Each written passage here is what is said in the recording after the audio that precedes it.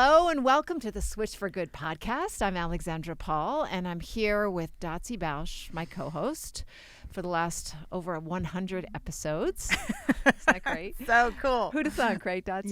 Yeah.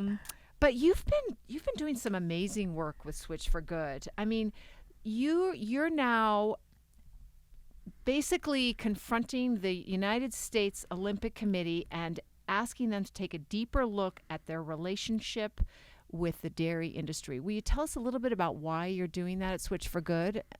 Sure. Yeah, you're always so kind to bring up some of our work. Well, because it's so important and groundbreaking. Yeah. Well, it's good to I think for really any nonprofit to or any entity to have a bit of a niche, right? So we work a little bit outside of our niche, but then we work a lot inside of what I like to call our swim lane, our area of where we can have the most impact. So as a lot of people are not aware, the United States and New Zealand are the only two countries on planet Earth that are not government funded for their Olympic programs. So we get no money from the U.S. government. So that makes it so they have to get corporate sponsorships, right? The USOC, U.S. Olympic Committee, has to bring in corporate sponsorships. Well, their main corporate sponsor, their title sponsor, is none other than the dairy industry. And has been for a Milk while, Pet right? Board for about the last 9 years. Yeah, so, from outset, I don't think people see too much trouble with it. But when I was training a lot at the Olympic Training Center in Colorado Springs, it is not only their sponsor monetarily, but it is also a complete inundation of this animal product in the training centers. And it is very much kind of I felt like it was pushed upon us in a way that was unfair because it was really kind of touted as this is the only food that you're going to really be able to properly and thoroughly and completely recover from and then be able to grow stronger and, of course, then have great performances. It was just flooded inside the dining hall, and a lot of the dietitians, they didn't really have an alternative for me. And I was, plant-based a couple of years before the 2012 Olympic Games. So as an organization, we have now filed what is a request for an investigation from the athlete ombudsman at the USOC. And it is asking them to look into investigate this partnership because it specifically goes against the USOPC's bylaws, specifically Section 2.1, which talks about promoting and protecting athletes' rights, safety, and wellness, and championing the integrity of sport. So this partnership promotes the consumption of cow's milk to its athletes and the general public via this partnership with all the advertising. And a couple of problems there, many problems, but the problems that we cited, number one, are that 36% or more of these athletes, because it's 36% of Americans, have lactose intolerance or malabsorption. So we're really pushing something on people, and it's disproportionately higher in people of color, which we've talked about many, many times on the show. So it's really pushing this product on groups of BIPOC groups that it's unfair and unjust.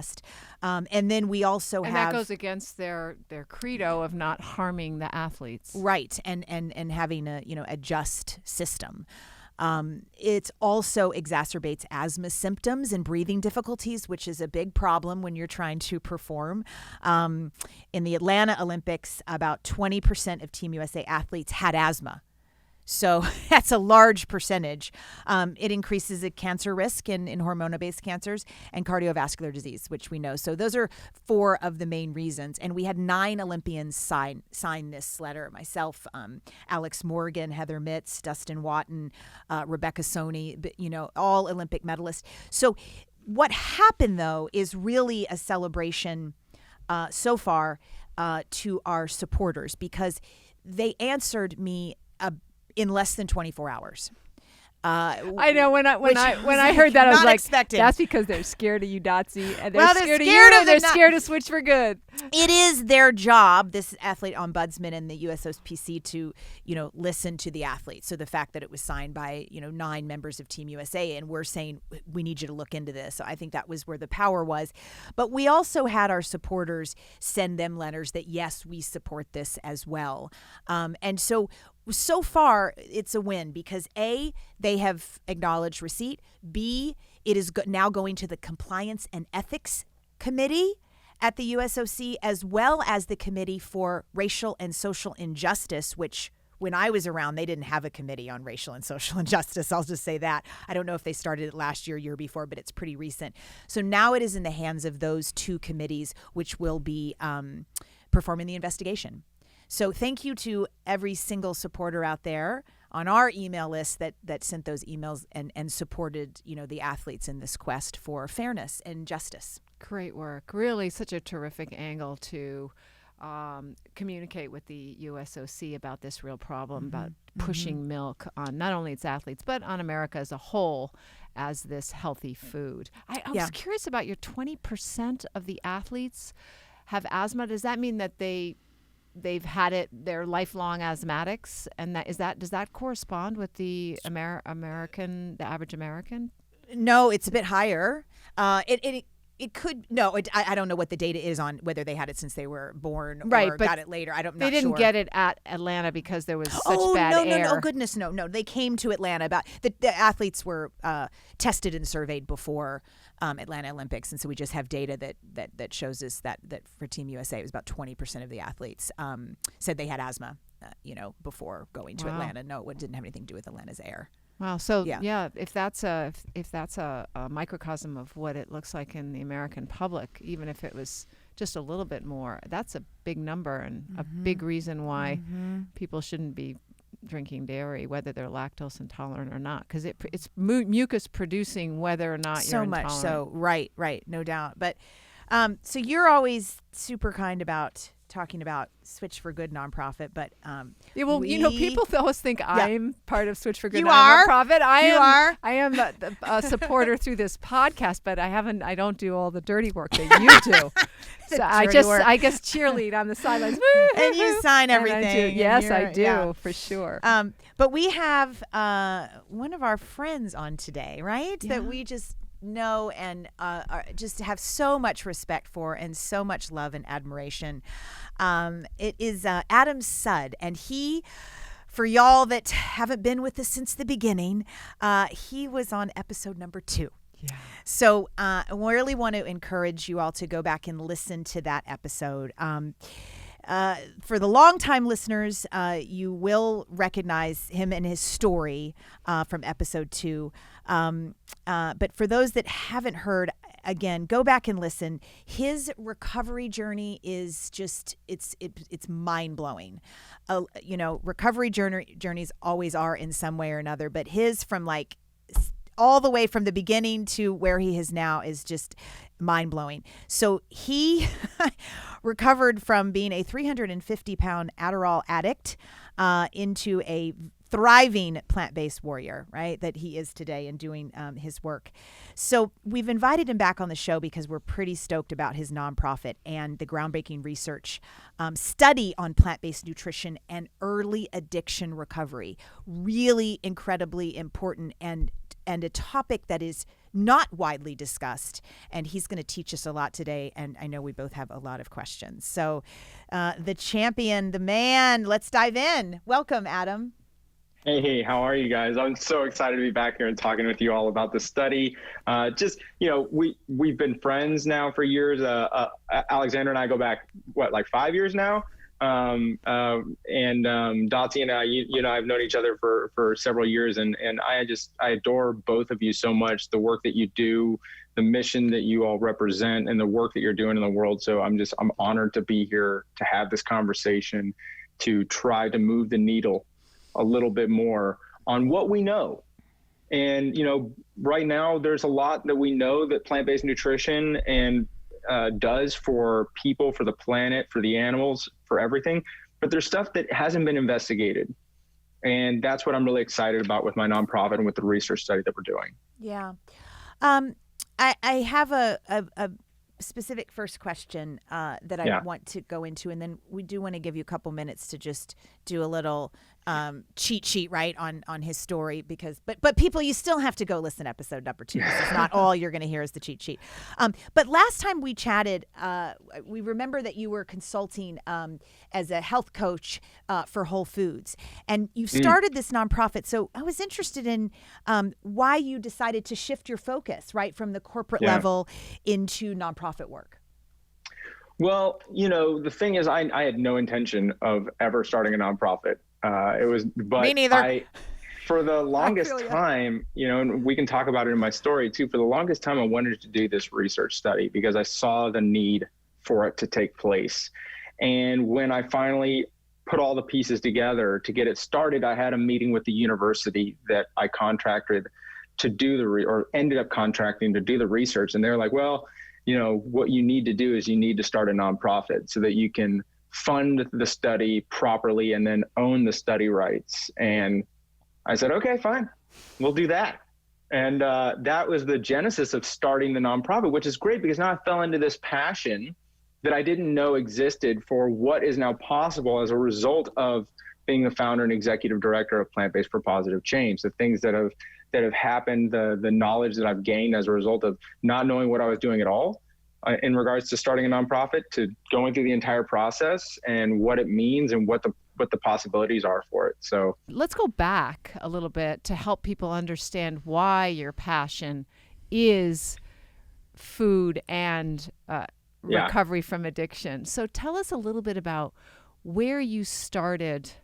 When Dotsie mentioned you used to be 350 pounds and addicted to Adderall, junk food. So in 2012, I was at the end of a 10-year struggle with, substance abuse, both chemical dependency as well as fast food. And it was a lifelong struggle with an inability to accept the things that I thought were unlovable about myself, right? I had bought into this narrative that was not purposely delivered to me over the course of my childhood, that there were conditions upon which I could and could not love myself without judgment, that I could and could not love myself completely and accept myself as I am, that I had to meet certain standards in order to believe that I was acceptable to the people that loved me and the world around me.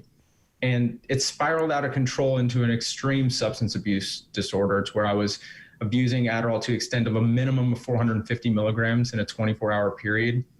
And, life just got too painful, and it resulted in a suicide attempt on August 21st of 2012. And I can remember, my entire mindset at the time was just hate myself enough, hate my life enough, because I believed that there would be a point to which I just couldn't hate myself anymore. I couldn't hate my life anymore, and then I'd want to do something about it. And the problem was those acts of self-hatred, those beliefs of self-hatred, just further disconnected me from those meaningful bonds in life that give you the experience of being alive, that give you the idea that you have a life that's worth loving. And my suicide, luckily, was a failure. And I woke up on the floor and had this immense feeling of relief that taught me the truth of what had just taken place. Because I thought that I had just tried to end my life, when really what I tried to do was end my pain. Because I had a profound unwillingness to not have a loving relationship with what was uncomfortable within myself and the world around me. And I checked into treatment, where within 24 hours or within the first 24 to 72 hours, I was diagnosed with type 2 diabetes, high blood pressure, high cholesterol, erectile dysfunction, bipolar disorder, suicidal depression, anxiety disorder, sleep disorder, and obsessive compulsive personality disorder. And I was put on a cabinet's worth of medication for life.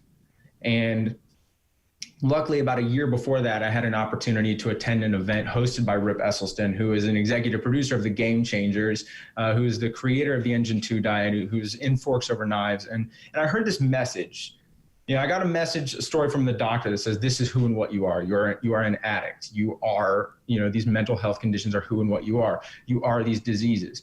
And then I had another message that was given to me from the luminary thought leaders and the doctors and Rip Esselstyn that said that, no, you are completely fine. That what is arising in regards to my health, my weight, all these other things is a reasonable response to this abnormal way of living and this abnormal environment that I had created for myself. And I said, you know what? If I'm going to buy into any story, I'm going to trust that one, because that's the one that feels true to me. That even in this moment, and for the 10 years I've been fighting substance abuse, my body had never given up on me. That I was not this sick, dying individual, that I was this healthy person with a body that said, I'm fighting for you every day of your life. And I'm waiting for you to just give me the opportunity to show you how healthy we can be. So I adopted a plant-based diet in recovery. In 4 months, every single chronic disease was completely reversed. So my diabetes, my heart disease, my erectile dysfunction. Within 10 months, I'd lost over 100 pounds. Within a year, I was off of every single medication I was put on in rehab, including all of my psych meds. Every single diagnosis has been completely removed from my charts. I'm the healthiest I've ever been, both spiritually, physically, emotionally. I'm connected. Food, and we can talk about it, food for me became this vehicle that reconnected me to those meaningful bonds in life that I want to show up and be present for, to this wonderful experience of being alive in a way that I have either not felt in a long time, and also maybe I'm experiencing now for the first time. And that was the genesis of why I'm so passionate about plant-based nutrition. And also, we'll talk about why I feel such a need to do this research. So please go back and watch episode 2 or listen to episode 2 for the full story. Yeah. But yeah, It's amazing. nutshell there. What were some of your, I want to hear some of your experiences in rehab, because you stayed Yes. and you heard this other side that made more sense to you. And I guess really just like you said, it resonated more with you. Like, that's more of my truth. But you stayed in rehab, and what did you learn, and what did they feed you, and what was your experience there that then has obviously stuck with you all these years, that has made you want to do what you're doing now? Tell us about that experience. The first 37 days of my treatment were in a hospital setting. It was an actual rehab hospital, what people consider the traditional rehab setting. And when I was there, changing your diet was not an option, right? They had dietitians there that teach the ADA standard diet, that everything in moderation is how you're healthy, that meat, eggs, and dairy should be on every single plate, and that they have the My Plate thing that you put it on, and that whole thing. And you know, and so there I was. There was nothing I could really do in terms of changing my diet. I tried to eat more plants when I could. I ate oatmeal for breakfast because they served oatmeal, but it was not going to be an opportunity for me to adopt a plant-based diet. But when I moved into sober living, which is where I would spend the next 10 months, and a sober living facility is your halfway house. It's where I went and lived with about 12 other guys between ages of 20 and 40, who were also in the attempts of either early stage recovery, had just checked out of rehab, or were skipping the rehab situation because either they couldn't afford it or for whatever reason.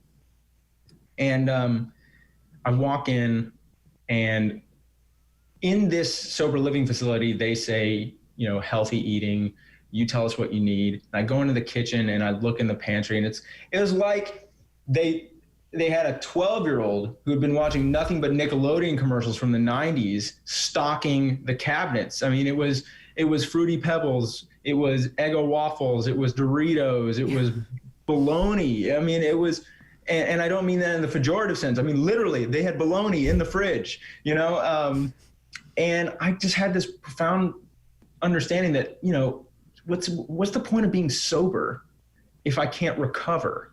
And that mindset created this complete distinction between the two for me, right? What am I seeking? Am I seeking sobriety? Well, sobriety just asks me not to use. Okay, that's an abstinence-based ideology of abstain from a substance, make substance the enemy, and then abstain from it for the rest of your life, identify myself as having a problem with this substance, and whatever else happens. Or I could seek recovery, which for me, I identified as the willingness and the resilience to face these dark parts of myself that I believed were unlovable, move through them with grace and with positive change, and learn that the shame that I felt for these experiences I was having wasn't because there was anything unlovable about me. It was because at some point in my life, I bought into somebody's bullshit story that there were parts of myself that were unlovable, right? And I hadn't learned to love. And it was going to be a process of reconnecting to those meaningful bonds of self, of purpose, of my body, of what it does for me, not necessarily what it looks like. And I walked up to the house manager, because at this place, the house manager takes a list of what you want at the grocery store, and then they send someone to go get it and they bring it back. They do grocery shop once a week.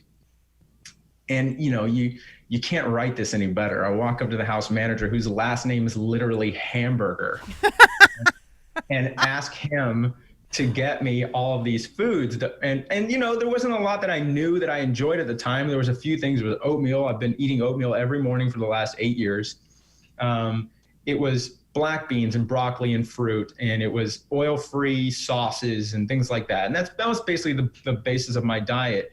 And I noticed this experience of getting up every single morning and being really upset about what I was having to do, right? That I didn't know why it couldn't simply be a matter of intellect and will, why I couldn't just want to do these things, know how to do it, and that's it, end of story. Like, my life just gets better. What else is going on underneath the surface? And as I talked in episode 2, I got the opportunity to hear the TED Talk by Doug Lisle called The Pleasure Trap, which helped me to understand the biological mechanisms that compel us to seek any behavior that elicits a higher than normal dopamine response, because our body interprets that response as an indication of biological success. That whatever we've just done has just increased our statistical likelihood of gene survival. And that again helped me remove the shame, that the reason why I was getting up and I was looking at the cabinet, seeing oatmeal, and wanted to choose something else wasn't because I was broken. It wasn't because there was anything wrong with me whatsoever. It's because my body was responding exactly the way it was supposed to, given how I'd been living my life, given the environment that I had created for myself. And it asked me to be comfortable being uncomfortable, was the basis of it all. To be comfortable being uncomfortable enough to make the choice that was in alignment with what I was trying to create for myself. And the difference between the way I approach it and the way that I see a lot of the health movement approach change is that you could look at me and say, oh, he's 350 pounds, he had diabetes and heart disease, and he nearly died from substance abuse. That's why he's making this change. That's why he's willing to be comfortable being uncomfortable. And it brings me back to that, the way that I viewed myself when I was in the midst of my addiction was hate the stuff enough about myself to change, right? Hate myself, hate my life enough. And I said, you know what, I'm just done. I'm done using hate as a motivator. And so, yeah, I was 350 pounds. I didn't want to be. Yeah, I had diabetes and heart disease and erectile dysfunction. I didn't want those, and I nearly died. And I can tell you that I know for certain after nearly dying that it was not something I wanted to do. Why? What was it about my life that was meaningful enough, that I loved enough? What was it about myself that was meaningful enough and that I loved enough, that I was going to be willing to do whatever it takes to have the self-compassion, have the resiliency, have the grace to move through it in order to reconnect to those meaningful bonds in life, those loving bonds that make me want to show up today and be in pain if necessary, to show up and connect to the people that matter to me most. Because I'm going to tell you, no matter what anybody is doing, if they're trying to change something about their life, the reason is love. And they may not identify that, but it's always love. It always comes back to that. Negative consequences have never motivated anybody to change their life. Negative consequences highlight a meaningful bond in life that is being threatened. And it is that meaningful bond in life, that is why anybody changes anything about their life or does something that they already do better. Mm-hmm. So you're saying that instead of running away from the bad, you're moving towards the good. That was your motivation. Loving myself into a positive situation. And as a result of practicing these things while also adopting a plant-based diet, I not only reversed the diseases, I got off all the psych meds. And I said, you know what, this is interesting, because here I'm going through recovery, the same recovery with 12, 15 other people. And at the end of the 10 months that I was there, these people were they're doing the best they could. They wanted recovery as much as I did. and everything they were doing was everything they were asked of them. And they were either on the same medication but higher dosages. They were either on more medications. They had possibly gained weight. They hadn't lost weight. They weren't healthier than the day they got in. They were sober. Yes, they were sober. But what could it literally be the diet that was such an X factor that allowed this massive gap in the journey that we both took together? And so I said, what's the research say? Well, there isn't any. There's never been a single study ever done investigating the effects of any diet on early addiction recovery outcomes. And I thought, what a shame, because there are studies that show the effects of abstinence. We know what happens when someone checks into treatment and they abstain from substance abuse for 28 days. We know the biochemical effects it has on the brain. We know the biochemical effects it has on the body. We know the emotional response that it has. We know the effects that exercise has on it. We studied it. We know the effects that different therapy modalities has on it. But the one thing we've never investigated is one of the most controlled factors in all of treatment. It's what you eat, when you eat, and how much you eat. Every single rehab facility serves the same food to everybody at the exact same time, 3 times a day. And we've never investigated the effects of what we put into our body as we're trying to recover from the damaging effects of what we put into our body. It blew my mind.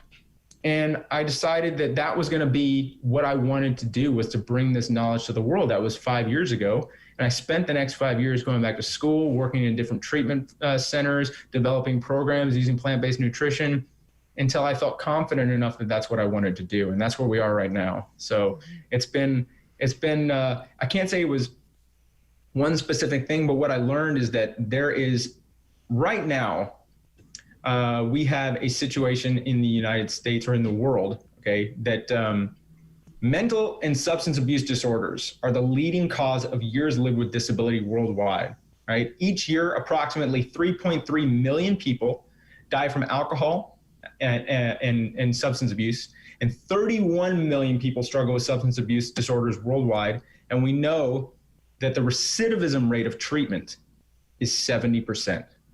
What that means is that 70% of people who check in for treatment today will be back in treatment within 1 year. And so I'm not saying the system is broken, but there is a glaring incomplete factor to it. It's just incomplete. We don't have enough knowledge. And now we're seeing, because the study's been running for 11 months, we're seeing that there's a real impact that diet has on your early addiction recovering factors, and how it can strengthen, it can help or hinder an individual in recovery. Do you think that, I want to go back to before we dive into actually your study, I have a couple questions about rehabilitation centers and sober living places. Do you think that they give you the food that you might want to try and help you get off the substance they're focused on? So they'll say, okay, yeah, you can eat those Doritos. Mm-hmm. They'll make you feel good. But no, you can't just stay off that other thing that you were using to make you feel good. Does it stay off the cocaine? Here's a Red Bull, though. Yeah. Oh, 100%. It makes their job easier, for one.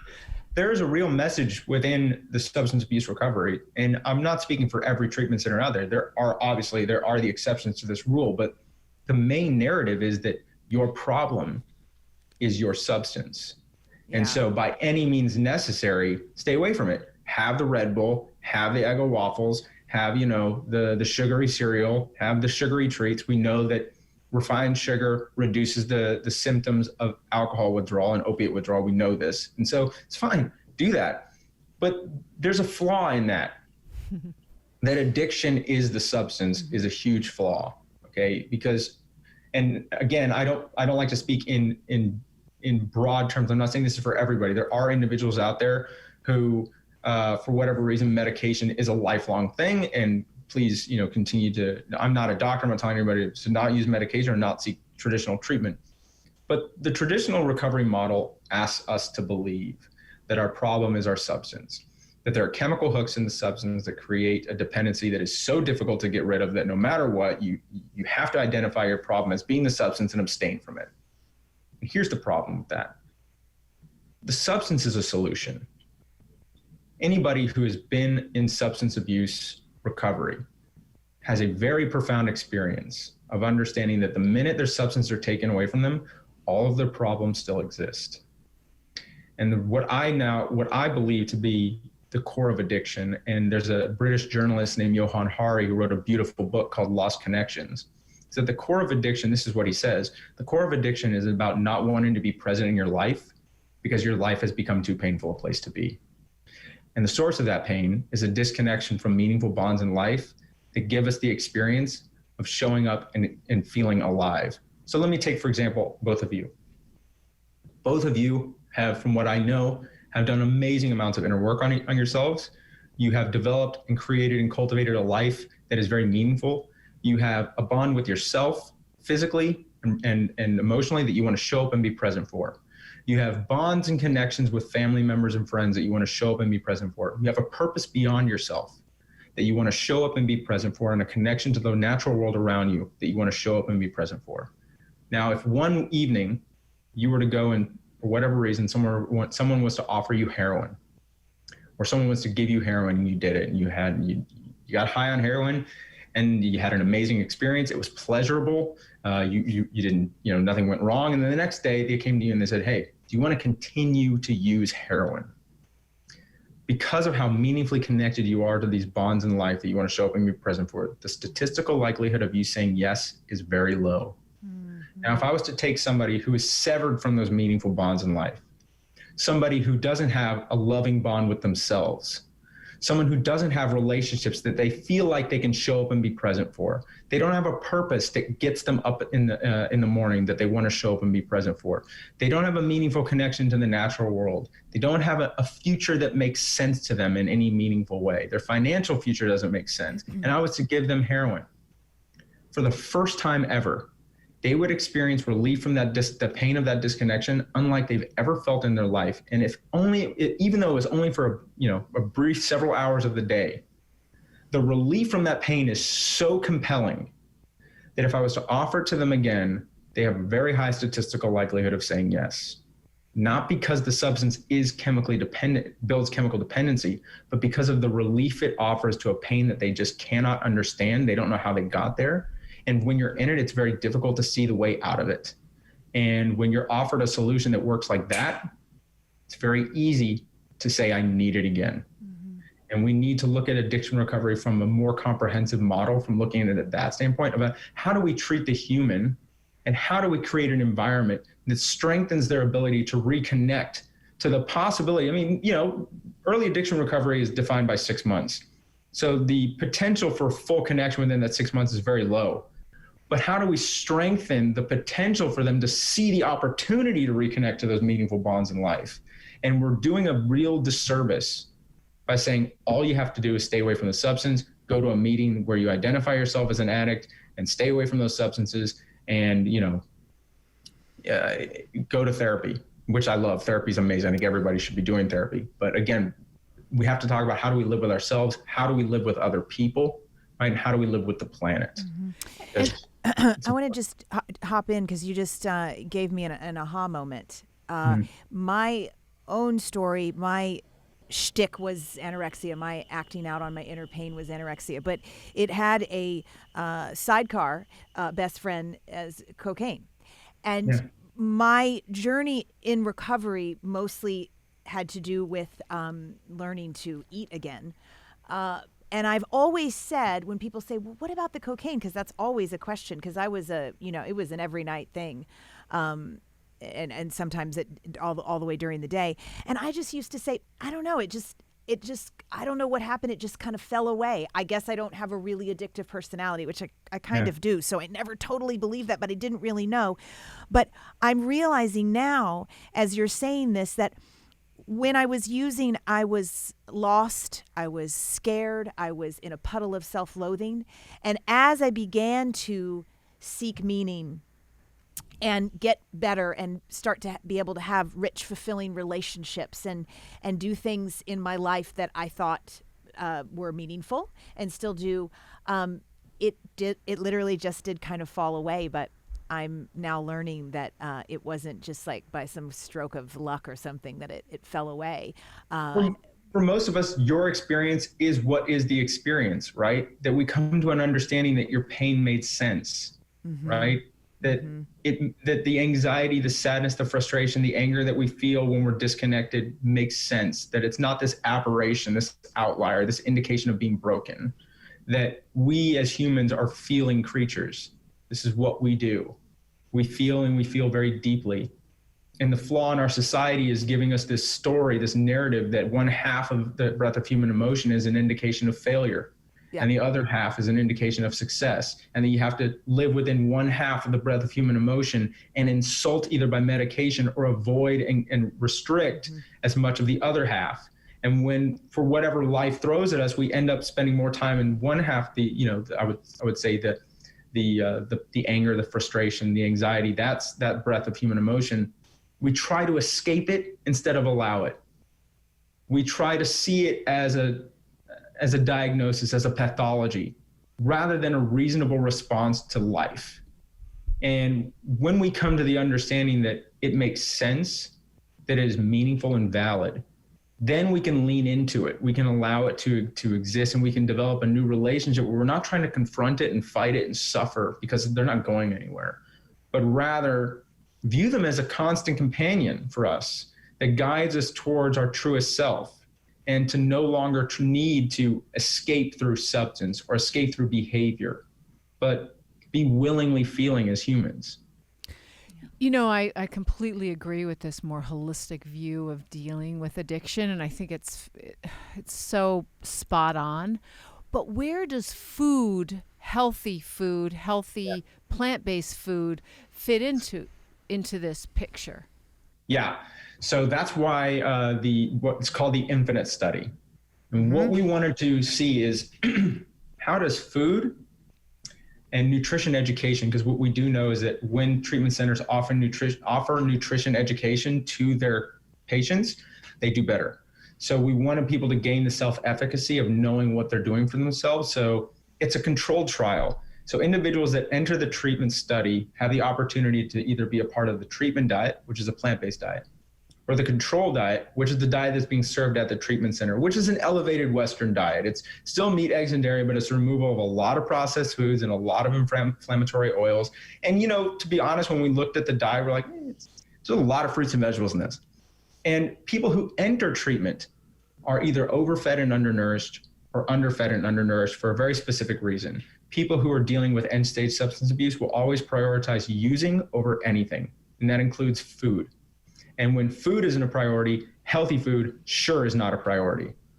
And so what we're looking at is how does the different dietary protocols and the nutrition education change specific blood biomarkers. So obviously we're looking at lipid panels. We're looking at omega-3, which is an indication of brain health.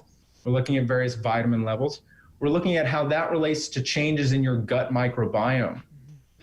So for listeners who aren't familiar with the gut microbiome is about 4 to 6 pounds of bacteria that exist within the gut of your body that do things for you that your body cannot do for itself. One of which is the creation of nutrients that cross the blood-brain barrier that are essential for the production of neurotransmitters. We've all heard that 90% of your serotonin and 50% of your dopamine are produced in the gut, and that's true, but those neurotransmitters don't cross the blood-brain barrier. But there is the creation of nutrient-specific short-chain fatty acids that do cross the blood-brain barrier that create the neurotransmitters within the brain. So it is very important. Wait, so are you saying that it doesn't, what did that mean about the serotonin and the dopamine being made in the gut but not passing through the blood-brain? Does that mean that they don't affect our moods? They do, in a sense that it allows for the communication of the brain to the gut. Right? Because you have the same neurotransmitters that exist in both. So that's the gut-brain axis that we talk about. The microbiome field is still very, very early in its in the investigation. What we're finding is some unbelievable things. And we thought for a while that, okay, that's where your dopamine and serotonin come from because so much that is produced there, it must enter the brain, but it doesn't.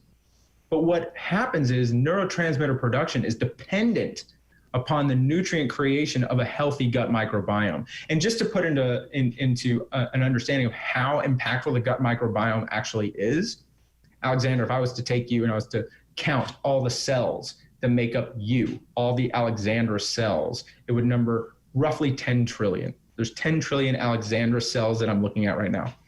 within your gut microbiome, the cells of your gut microbiome number 300 trillion. So if I was to take all of the cells that exist within this wonderful human I'm looking at right now, you are less than 10% you in regards to the number of cells that make up this body.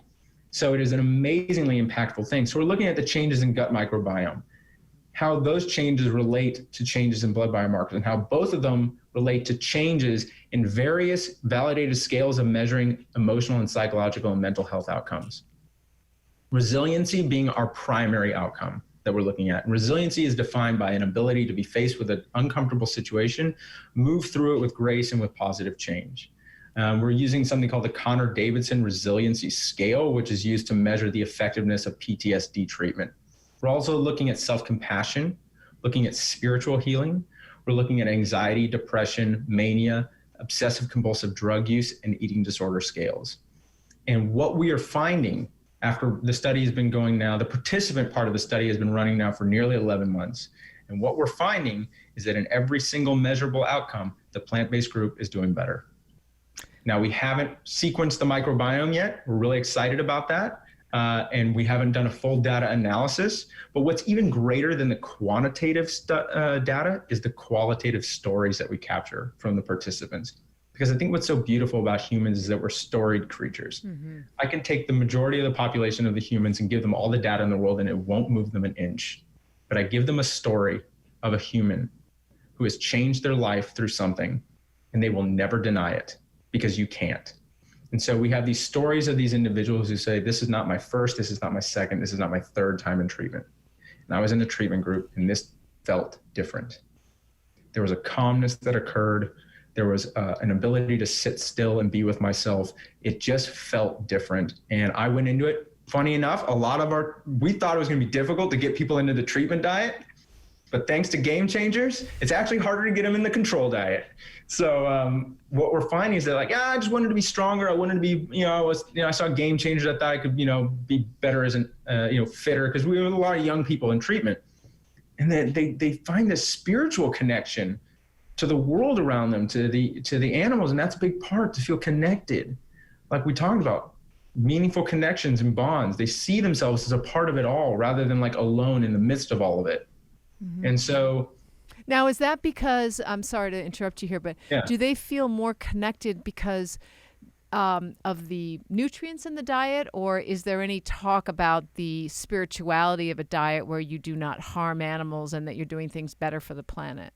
Yeah, so actually part of the protocol of the study is that we include the environmental aspect into it. We show a documentary like Cowspiracy so that they understand that you may feel alone in this world, but you have a huge part to play, mm-hmm. right? What you matter just by being alive.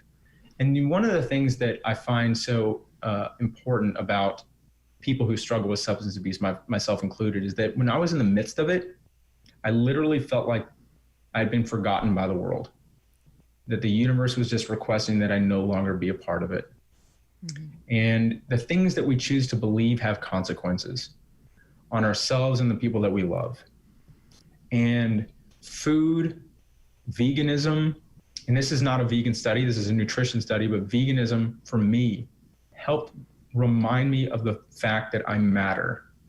I matter to myself, I matter to the people that love me, I matter to this world, that I can go outside and I can be connected to non-human animals in a way that allows me to connect greater to myself, because I've learned to love without condition. And when I can love others without condition, it gives me the permission to look at myself without condition. That loving your body is not about loving what it looks like, it's about loving what it does for you.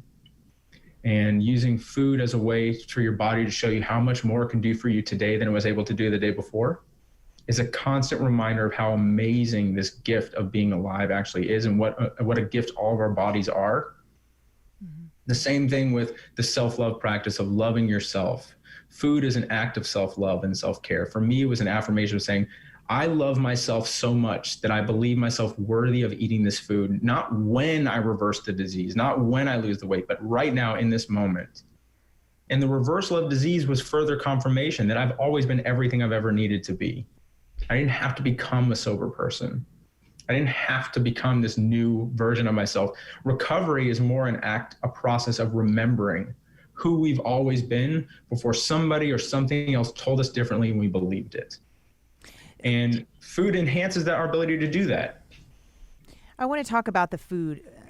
Stay on that for a minute, because I'm wondering about the evidence in terms of animal-based diet versus plant-based diet. I mean, what are you considering to be the great differences from a perspective not only of nutrients, but within animal-based foods, the violence that could be filled in the animal cells, the hormones inherent in animal foods, of course, because they were living beings, so they're full of hormones. Saturated fat. Those are just some of the possibilities, and I'm sure there are others. What are you looking at in terms of the actual evidence and understanding, like, why there's such a difference between plant food and animal food? So one of the factors that I think everybody knows about and everybody talks about is inflammation, right? Sure. So we know without a shadow of a doubt that the high sulfur containing amino acid content of animal products is highly inflammatory. You have a high degree of something called arachidonic acid, which is a negligent long chain omega-6 fatty acid that causes inflammation. And when you have inflammatory nutrients in your blood, it's not just in your body, it's in your brain. And from epidemiological studies, we know that the greater the amount of arachidonic acid, the greater the incidences of neuroinflammation, which increase stress, anxiety, and depression. We're not at all saying they cause it, but they increase the symptom, the experience of it, which for an individual who has yet to gain that understanding that this is not an indication of failure, it's even more so overwhelming. So I like to say that food quiets the noise a bit. And people who are struggling, who are trying to recover, the world is really loud because there's so much being thrown at them. Yeah. There's so much that they're having to learn for the first time. Recovery is an act of like growing up for the first time for me. My substance abuse started when I was really young, and I think that my emotional maturity stopped at that point. So I had a lot of growing up to do. And growing up really quickly is a loud process. And food, the anti-inflammatory nature of it, the reduction of that neuroinflammation helped me to be able to sit calmly and still. Yes, there is absolutely the spiritual aspect of it, right? The knowing, like everybody knows what's happening. Everybody knows what's happening on these slaughterhouse trucks. Mm-hmm. Everybody knows it, but and they say they know it. But what I love so much about what my brother Bobby Sud does is that he really highlights the fact that you just know of it. You don't actually know it. And so watching documentaries like Cowspiracy allows you to know of it a little bit more, and to where you're almost knowing it. And then you can create a new relationship with your food and how it affects the world around you. And then you feel connected. And I think it's really important that we're seeing these changes that from a biochemical standpoint are great, but from an emotional and spiritual standpoint are really impactful and really powerful. And that, like I said before, I could show somebody all the data they want, but if I let them listen to this one person's story of trying to get sober 6 times, and then they adopt a plant-based diet and it feels differently, that will always resonate with somebody. That will always be enough for them to say, "Oh, I'll give it a shot," because I don't know what that. I don't know what arachidonic acid is. But we do make changes based on experiences that people like us have. Yeah. And that's obviously already studied. And the other thing people can do is, if they want to, they can go with Bobby or Alexandra to a vigil and just see their food on the way to their plate. Absolutely. I want to give a shout out to Bobby, actually, who has been documenting animal abuse for years now. And he's such a quiet, strong presence, unemotional, but passionate about it. So Bobby Sud, I'm a fan. Yeah. So it was really interesting what you said about how food stops the noise, because I think sometimes that we seek, that's why we go to junk food, is because we don't want to stop the noise. We want that stimulation. And we don't really even realize it. And I wanted to ask you about something that you mentioned, was that when you went to rehab, they were teaching you moderation in all things, except for your drug of choice, which was no, cut that out completely. How do you recommend an addict deal with food? They've cut out their poison of choice completely, do you ease them into a plant-based, healthier diet? Do you recommend that? Or do you recommend just, hey, this is a new circumstance, we're going to change you completely? And that, Yeah, that's a great question. I think it's a very complex question because I recognize the privilege of my situation. I came from a wealthy family that was welcoming me home with loving and open arms when I asked for treatment. So I didn't have to worry about whether I was going to have enough to eat, or if I wanted to change my diet, did I have the resources to do so? And I also recognize that a lot of people who are struggling with substance abuse recovery, the food that they get to eat today is the donuts that are at an AA meeting.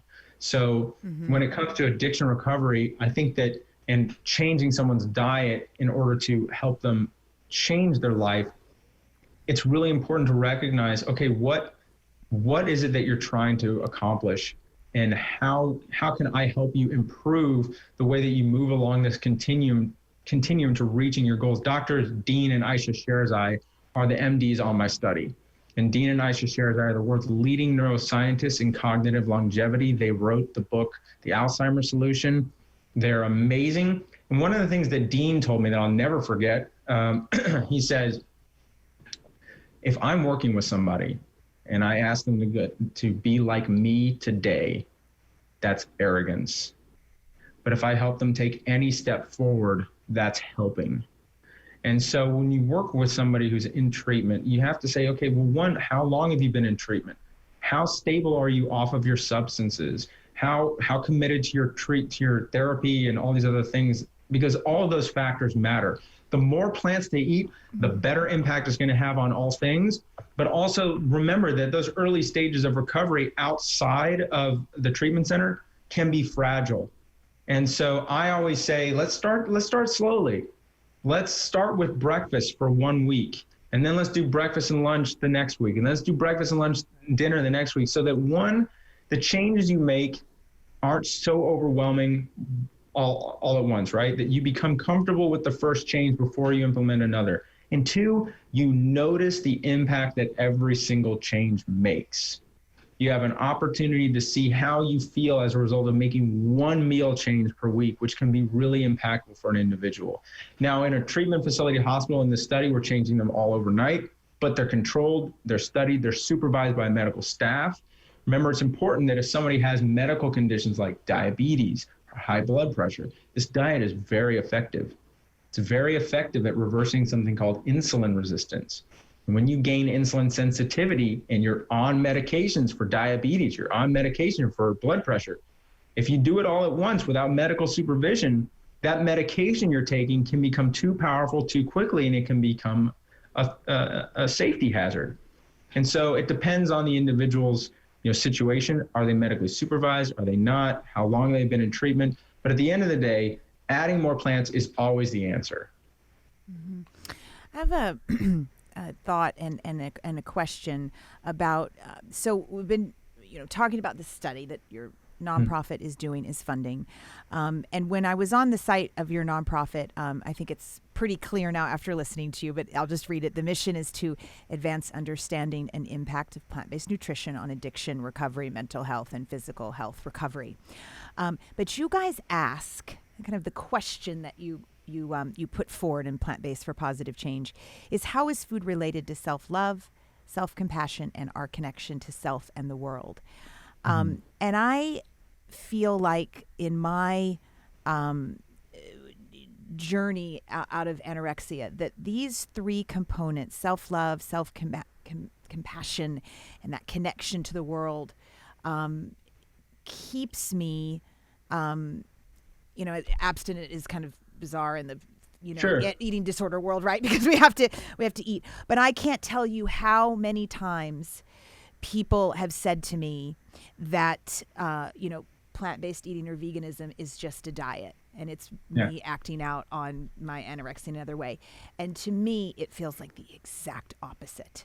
It's literally so healing through this self-love and self-compassion and the practice of that every day, that I feel completely free, completely open, completely out of bondage, every day, all day long, every time I pick up food. Can you explain that So when we're talking about self-love and self-compassion, and we're talking about food, we're like for someone like you and myself, who I was on the other end of the spectrum, I was binge eating disorder. So I was overeating. It wasn't the food. Yeah. It wasn't the food we were struggling with. It was an inability to love ourselves as we are. And we had this belief that a life worth loving we weren't deserving of it unless we fit some standard, right? The health messaging out in our culture right now, especially within the weight loss culture, is that you're deserving of a life worth loving when you're thin, when you're fit. And if you've tried it enough times and it doesn't work, you must be broken. That's the message I believe. And so I went on the other end and said, F it, you know what? Never going to get it. I might as well just, do this. And if it costs me 5 years, if it costs me 10 years, then who cares? I'm fine with that, and I think back to my friend, David Clark, who unfortunately we lost this year to a result of complications from back surgery. And he used to say this, and I would do the same thing. He said, this is how I eat. And if it costs me 5 years, fine. I'm okay with that exchange. And, that's a shit bargain. 5 years, we throw that number out there like it's nothing, and it's huge.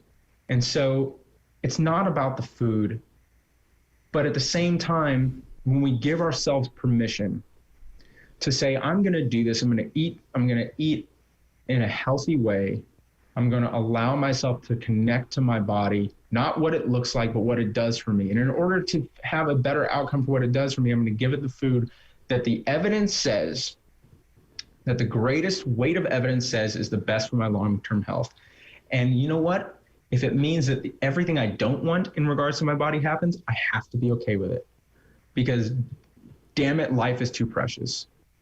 And going through that, leaning into those uncomfortable experiences and saying, I'm worthy of it. I love myself. This food is an act of self-love. This food is an act of self-care. It's this amazing sort of feedback loop of all of a sudden things start to feel good. But at the same time, someone who's extremely malnourished with anorexia, the brain function is completely different.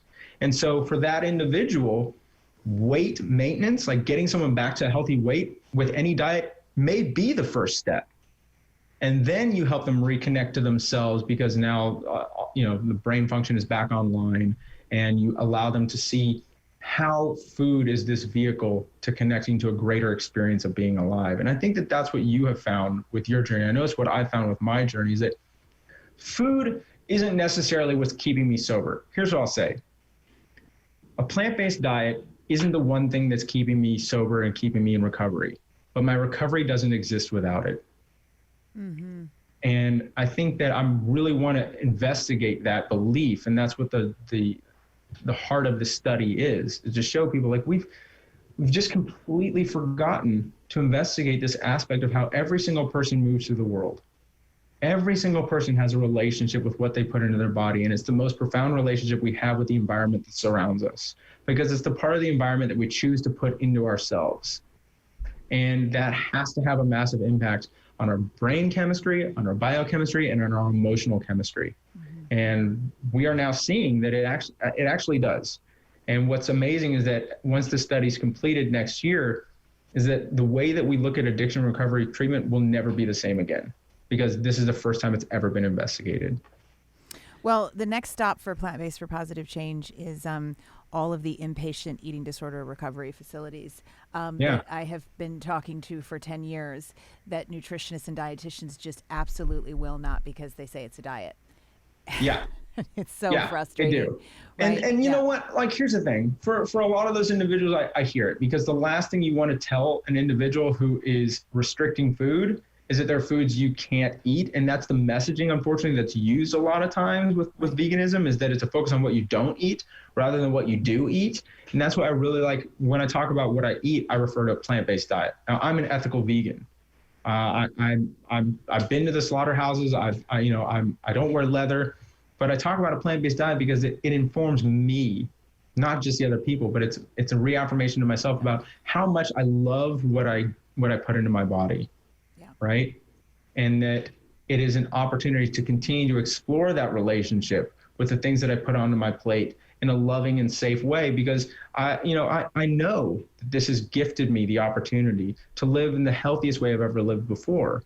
And so I think we have to have a mindset shift. We have to have a paradigm shift on how we approach the communication of diet. Right.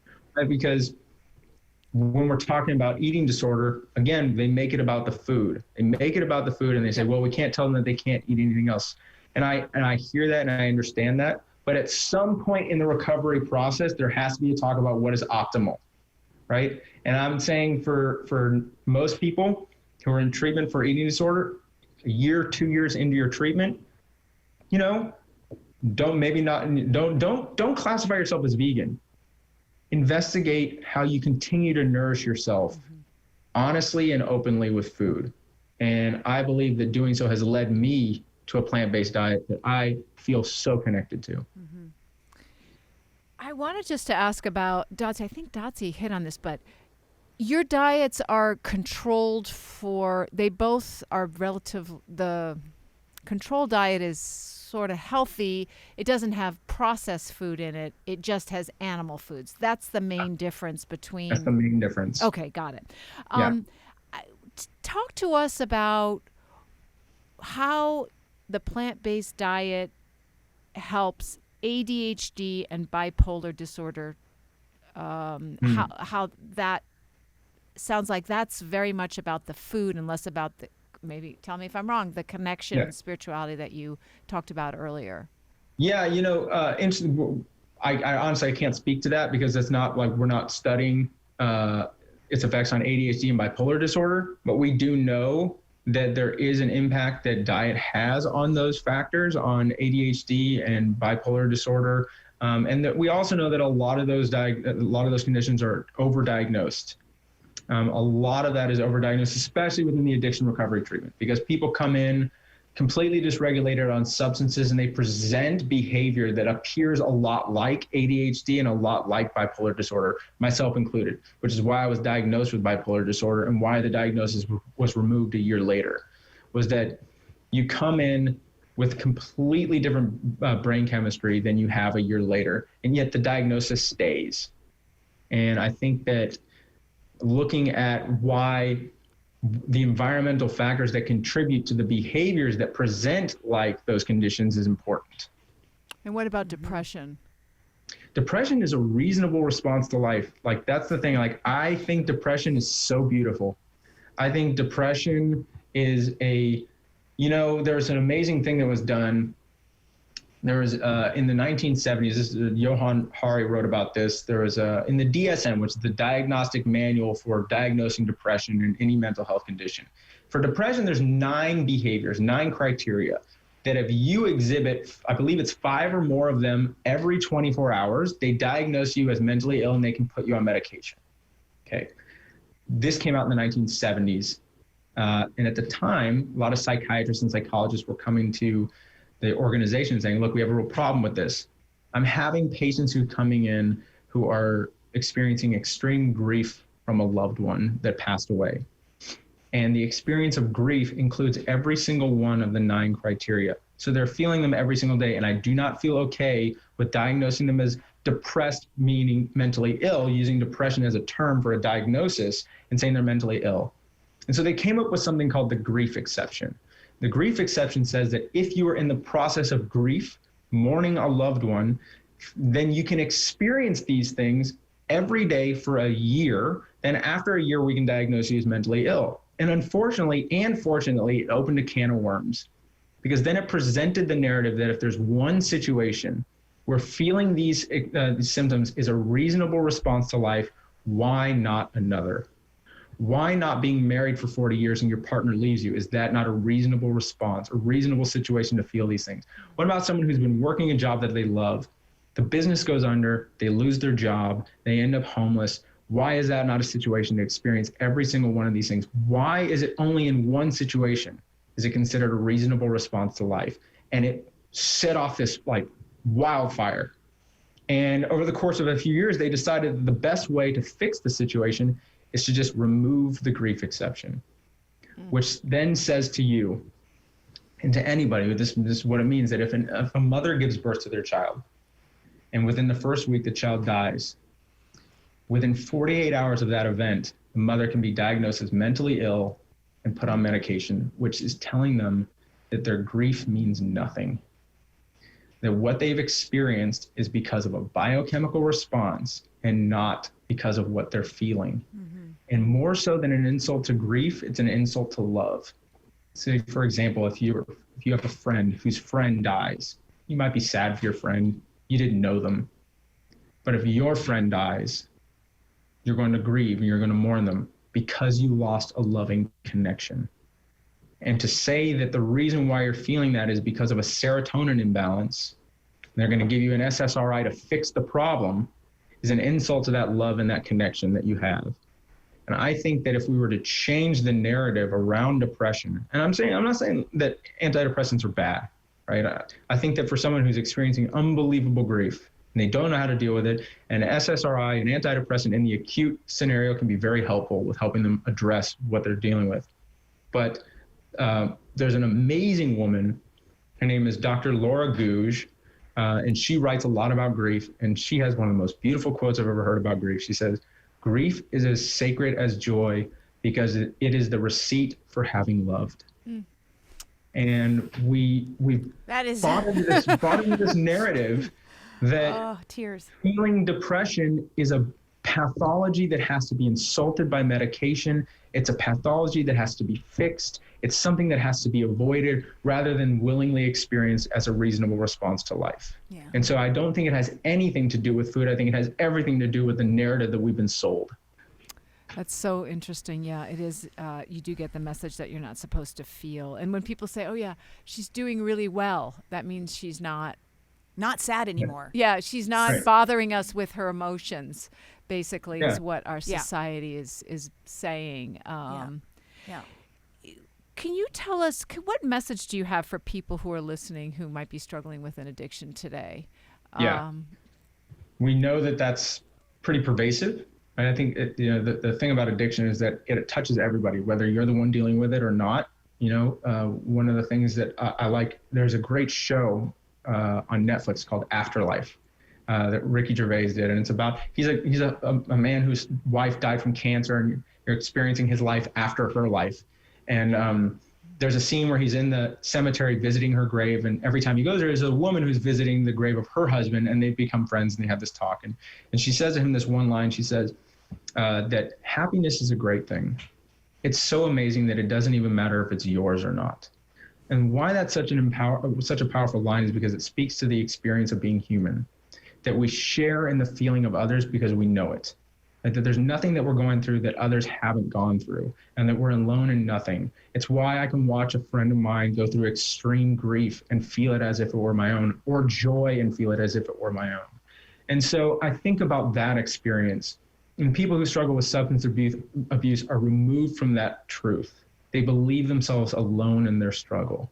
They believe themselves forgotten by the world. And so if you know somebody who's struggling, and look, 2020 has been one, we need to reach out to people that we love because we can't be with them physically. You need to call them and say, I love you. I love you whether you're using or you're not. And if you need me, I will sit on the phone with you. And if it's okay, I can come and sit with you because I don't want you to be alone or feel alone. When you offer somebody the act of being present with them, then they feel seen and they feel heard. You let them know that it is you that they love, no matter their behavior. And when you give someone that gift, they may ask you to stay a little bit longer. And if you stay a little bit longer, they may ask you for help. Thank you so much. Beautiful place Adam. to end. Yeah. You're a guru, my friend. This has been transformative hour for me. I'll speak for myself. Yeah, well, me thank too. you. And I have a GoFundMe campaign for my nonprofit. So if people would like to contribute to it, I'll email you the link. You can include it in the show notes. People can contribute where it's to do the microbiome sequencing that will start in January. So, people don't have to make this massive donation. You can donate $5. Every little bit helps, and we really appreciate it. So we can bring this study to the world, and we can start changing things. We can start showing that, like I said before, the recovery system isn't broken. It's incomplete. And what this study is going to do is just bring another piece to the puzzle, strengthen the foundation for people to reconnect to the experience of being alive and give them a better chance at long-term recovery. Thank you. Adam, thank you so much for helping so many people, including Dotsie and me. Pleasure. Yeah. I mean, you guys, both of you have inspired me along my journey. And I honestly know that, like, Alexandra, meeting you was at the beginning of my connection to veganism, the animal compassion aspect. And so you were a huge influence in me learning to love without condition. And Dotsie, like, game changers. I mean, like, since the last time we talked, I think I put on like 10, 15 pounds of muscle. And Game Changers has been a huge inspiration for that.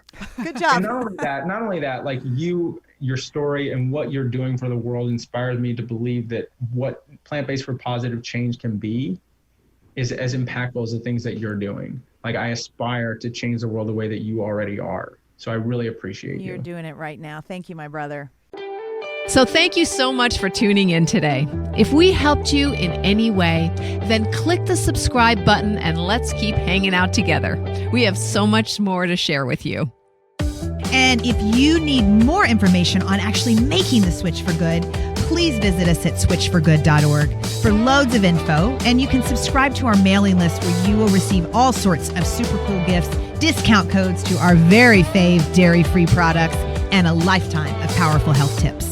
So join us on the journey to switch for good. This is the future.